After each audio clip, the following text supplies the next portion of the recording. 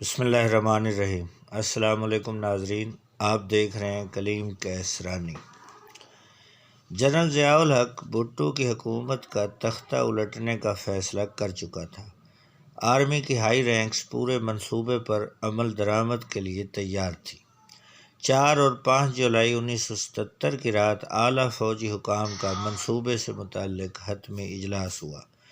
اس اجلاس کا بنیادی مقصد تو یہی تھا کہ جمہوری حکومت کا تختہ الٹنے کے منصوبے کا ایک بار پھر جائزہ لے لیا جائے تاکہ کوئی کسر نہ رہ جائے۔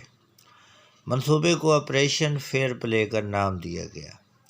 آپریشن کے آغاز سے تھوڑی ہی دیر قبل chief of army staff general Zia الحق نے اپنے دیرینہ دوست اور راولپنڈی کے کور کمانڈر لیفٹیننٹ جنرل فیض علی چشتی، جو کہ اس آپریشن کے انچارج تھے، ان سے ملاقات کی۔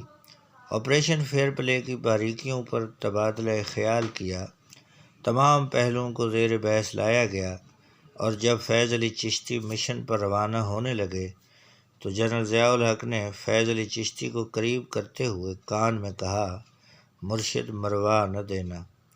یہ وہ ضیاء الحق کے تاریخی الفاظ ہیں جو تاریخ میں درج ہیں۔ ناظرین، اگر آپ کو ہماری ویڈیو پسند آئی ہو تو ہمارے چینل کو سبسکرائب کیجیے، لائک کیجیے۔